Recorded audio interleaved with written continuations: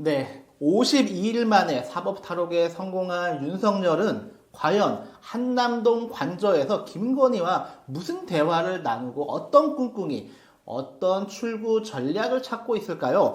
일각에서는 조기 대선이 닥치면 영부인이었던 김건희가 대선에 출마하지 않겠냐 하고 있는 출마설이 심심치 않게 돌고 있습니다. 생각해보면 김건희가 그 용산 대통령실에서 내보낸 사진 자료에서 윤석열을 그 측면으로 배치하고 김건희가 가장 정중앙에서 무언가를 지도하는 듯한 그런 사진들이 지속적으로 나오면서 이거 김건희 차기 대선 출마하는 거 아니야? 이러한 의혹들이 있었는데 최근에 와서 그것이 조금 더 구체화되는 분위기입니다.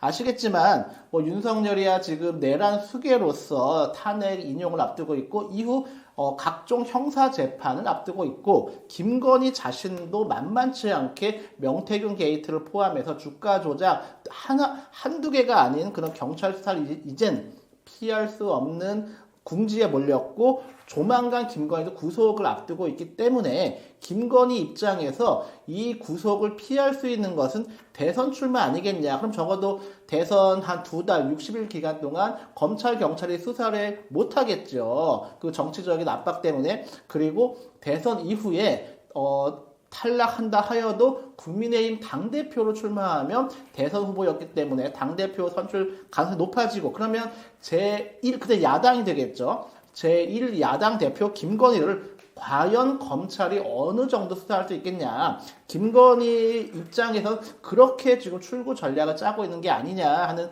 설들이 심심치 않게 좀 돌고 있습니다.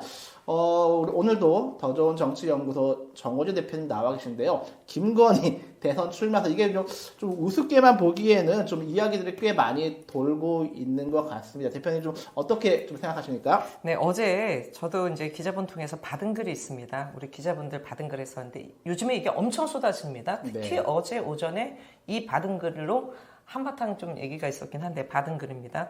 통실, 이건 대통령실입니다. 탄핵 기간 예상하지만 플랜 B로 인용 시 김건희 대선 출마 고려 중이라고. 일반적으로 봤을 때 있을 수 없는 일이죠. 네. 뭐 말도 안 되는 얘기가 취부했는데요. 윤석열 집권 이후에 특히 불법 기염, 내란, 이 전후에 벌어졌던 저희가 언론을 통해서 그다음에 검찰의 공소장을 통해서 확인한 사항을 보면 상상하지 못했던 일들이 벌어지고 있어요. 그러다 보니까 이런 얼토당토한 김건희 대선 출마설이라는 게 사실은 얘 뭐 꺼진 부도 다시 보자 이런 식으로 이게 정말 말도 안 되는 얘기일까 하면서 계속적으로 얘기가 나올 수밖에 없는 상황이 되고 있습니다. 예. 그럼 뭐 그런 얘기 있었지 않습니까? 김건희가 뭐 통일 대통령 꿈꾸고 네. 있다 이런 얘기도 있고요. 또 한간에 뭐 대통령실에 김건희 측근들이 힐러리 클린턴 연구 분석을 많이 했답니다. 네. 네, 힐러리 클린턴 연구 분석을 많이 했대요. 뭐 아시겠지만 클린턴 대통령하고 힐러리 클린턴 오바마 때 국무장관하고 그다음에 민주당 대선 후보 됐지 않습니까? 그렇게 해서 이런 걸 꿈꾼다고 하는데요. 좀 뭐 여러분도 한번 상상해 보십시오. 그런 일은 없을 겁니다. 없을 겁니다만 이건 상상입니다. 그것만 상상해도 여러분들 이제 육성을 많이 들어봤잖아요. 네. TV 토론 안 할 수 없습니다. 네. TV 토론은 그 사람의 국정 운영 전반에 대한 철학, 비전, 특히나 정치, 경제, 사회 분야별 네. 대한민국의 현안에 대한 부분들, 이런 부분들에 대한 타겟책, 이런 부분들을 또 제시하고요. 뭐 이래야 되는데 글쎄요. 뭐 마포대교 가서 경찰들한테 막 순시하고 뭐 이런 사진 몇 장 찍은 거 가지고 대한민국 국정 운영 전반에 대한 이런 것들을 해안을 갖고 있다고 볼 수는 없겠죠. 예. 이런 얘기 나온다는 자체가 얼마나 윤석열로 인해서 대한민국이 이 국가 운영에 대한 부분들, 특히 정치 지도자에 대한 이런 부분들이 싸그리 다 무너졌는지 여실히 보여주는 거고요. 기가 찰 뿐입니다. 네. 근데 이거를 접하고요. 말도 안 되라고 치부를 하다가도 설마 이 사람들은 그러고도 남을 거야. 네. 라는 얘기들을 많이들 하십니다. 예, 저는 그 대선 출마설에 좀 무게를 실는 편입니다. 왜냐하면 입장을 바꿔서 내가 김건희다라고 생각을 해보면 이번 그 12.3 계엄을 발생시켰던 원인 중에 중요하게 명태균 게이트였고 명태균 게이트를 정조주장은 김건희였단 말이죠. 그래서 지금 나오는 분석들이 12.3 계엄은 결국 김건희 구속을 막기 위해서 한 거 아니냐 이 정도로 지금 윤석열이 김건희에게 좀 압도되어 있는 상황인데 김건희가 이제 지금 본인의 남편인 윤석열이 지금 파면과 구속 이런 상황에 왔고 이제 다음 구속은 김건희 본인이 되는데 이 구속을 피할 수 있는 방법은 전 두 가지다. 하나는 해외 도피. 근데 이거는 이제 출국 금지시키면 해외로 본인이 무슨 뭐 군산항에서 무슨 배를 타고 영화처럼 가지 않는 한은 불가능한 것이고 그러면 남는 수가 사실 없어요. 수사를 피할 수 있는 방법이 없습니다. 그러면은 그나마 수사를 지체 연기시키고 그나마 버틸 수 있는 것이 국민의힘의 당대표로 김건희가 나서는 것 정도가 아닐까. 그리고 명태균 게이트의 내용을 보면 실제 김건희가 국민의힘 당대표인 것처럼 그 이상의 권한을 각종 선거에 공천에 개입해 왔음이 명태균 게이트에서 다 보여지고 있지 않습니까? 이미 당을 쥐락펴락 본인이 권력을 갖고 있었기 때문에 김건희가 대선 출마 충분히 생각할 수 있지 않을까? 좀 제가 좀 긍정적으로 본다면 네. 그리고 생각을 해봤습니다. 아니 말씀하셨듯이 만약에 대통령이 되면 불소추 특권이 있죠. 불소추 네. 특권이 있기 때문에 윤석열이야 구속돼서 깜빵에 있겠지만 본인이야 뭐 일단은 불소추 특권이 있고 대통령 임기 끝나고 나면 그럴 텐데 뭐 이 사람들 지난 불법게임에서도 삼선 네. 종신 대통령 이런 거 꿈꾸지 않았습니까? 별의별 생각 다 할 것 같아요. 별의별 생각 다 할 것 같은데 아까 전에 망명 얘기해서 그런데요. 네. 이 받은 글에 망명설도 있었습니다. 네. 1월 달에 김건희가 일본 대사관 쪽 관계자들을 만났다는 얘기도 있고요. 얼마 전에 김건희가 2박 3일 동안 사라진 적이 있다. 뭐 이런 얘기까지 돌고 별별 얘기가 다 있습니다. 별별 얘기가 다 있기 때문에 글쎄요. 지금 참 너무나 많이 쏟아지는데 앞서도 말씀드렸듯이 예전 같았으면 그냥 이제 말도 안 되는 가짜뉴스, 거짓말로 치부하겠지만 이 사람들은 저희가 생각하는 일반적인 네. 사고와는 다른 사고를 하고 있는 사람들이기 때문에 여러 가지 모든 부분들은 일단은 있다. 그리고 사실 이런 얘기가 떠도는 가장 핵심적인 부분들은 저는 이 사람들이 스스로 만들었다고 봅니다. 네. 저희가 이거는 좀 다른 맥락이지만 어제 특히 윤석열 관련돼서 많이 돌았던 게 헌법재판소 선고기일 같은 경우는 당사자들한테 이 관련돼가지고 네. 알려주거든요. 그렇죠. 수신해주는데 수신 확인이 되고 나면 언론과 공지를 하겠다고 했는데 네. 계속 미뤄지니까 이 수신 확인을 윤석열이 안 한 것이다. 소위 확 돌았어요. 네. 근데 왜 그러냐? 아니 지난번에 체포영장서부터 등등 해서 계속 수치 거부하는 거 아닙니까? 원인 제공자는 사실은 윤석열이에요. 네. 근데 이게 수신이 피의자 윤석열뿐만 아니라 이 국회도 이거를 똑같이 통지를 받는 거거든요. 그렇죠. 근데 국회도 통지 못 받았대요. 네. 그러면 이제 안 보낸 건데 그럼에도 불구하고 이런 얘기가 도는 부분에 원인 제공은 사실 윤석열이고요. 원인 제공 지금 김건희 내세워주면 김건희예요.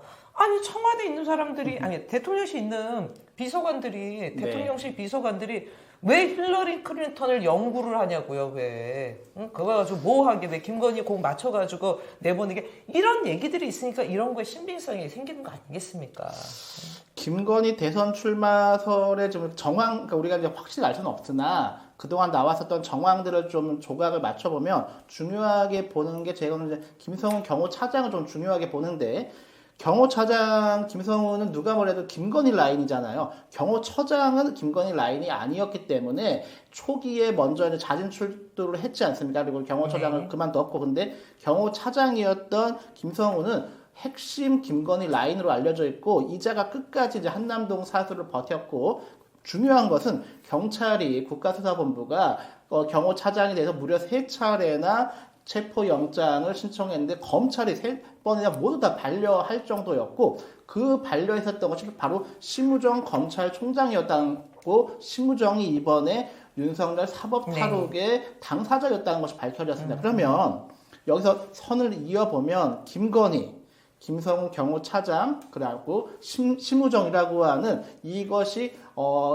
선이 연결이 되고 이들은 과연 지금 무엇을 모색하고 있을까?